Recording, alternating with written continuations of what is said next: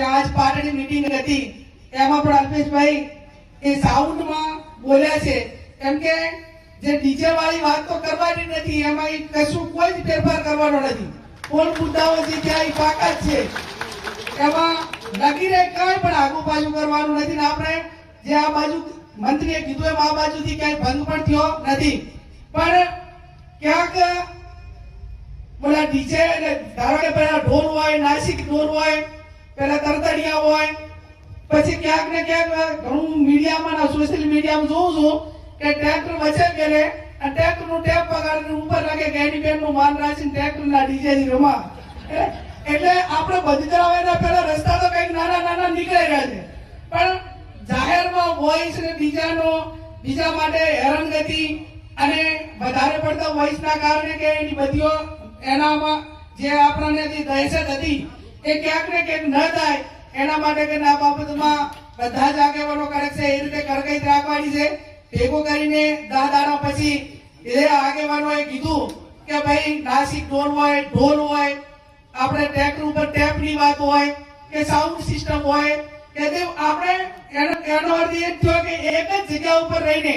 જે બગાડીને મનોરંજનના નાના મોટા કાર્યક્રમો એમના ટેન્ટના રૂલા થ્રુ થતા હોય તો એમાં સમાજને વાંધો નથી, પણ તમે આ રીતે કઈ કરશો તો એમાં આ બાજુ તો બધા જ મારે સોશિયલ મીડિયાના યુવાનોને અભિનંદન આપવા પડે કે એક વ્યક્તિ ક્યાંક કરે તો એના ઉપર તૂટી પડે છે. એટલે કાંટાઓ તો મોબાઈલ બંધ કરી નાખે છે. સોશિયલ મીડિયામાં તો તમારે આનો ભંગ કરે ને એના સામે જે છો બરોબર છે એમાં મારો ટેકો છે. પછી એની સામે કોઈ ટીકા કરનારું કે એને કંટ્રોલ કરનારું ન હોય તો બીજો આ બાબતમાં પ્રયત્ન કરે. એટલે એ બાબતમાં કોઈ પ્રયત્ન ન કરે એના માટે કરીને સોશિયલ મીડિયા જે એક્ટિવ છે, જે ખાલી ભાષામાં જ આપણે એની સાથે જે કઈ કોમેન્ટ કરો કે જે કઈ કરવાનું હોય પણ સારી ભાષા. હું તો અભિનંદન આપું છું આ સમાજને કે તમે બંધારણ કર્યું એના પછી 6 કે 7 સમાજે બંધારણ કર્યું અને 6-7 સમાજોએ આ ડીજેનો મુદ્દો તો પહેલા નંબરમાં લીધો છે. એટલે આજે એક ઠાકોર સમાજના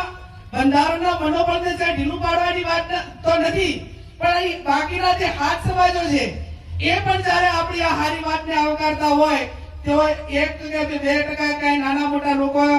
એના માટે ધંધો રોજગાર કરતા હોય એવી ટીકા કરવા વાળાને કોઈ સરેન્ડર ના હોય. જયારે આ ડીજે આયા એ ટાઈમે ઢોલવાળે કોઈ એમ ના કીધું કે અમારી રોજગારી છીનવી લીધી, તો કાંઈ ઢોલવાળા કહે છે, વાહણા વાળા કહે છે, કોની બજાર વાળા કહે છે, કરિયાણા વાળા કહે છે, કાપડ વાળા કહે છે. એટલે આ બાબતમાં જે હવે બજેટ 2026 નું પાસ થઈ ગયું એ હત્યાવી પહેલા આ બજેટમાં હું વ્યક્તિગત રીતે સમાજ વતી કહું છું કે કાંઈ ફેરફાર થવાનો નથી. અહીંયા બધા પ્રસંગો ખૂબ સારી રીતે કરો છો. હમણાં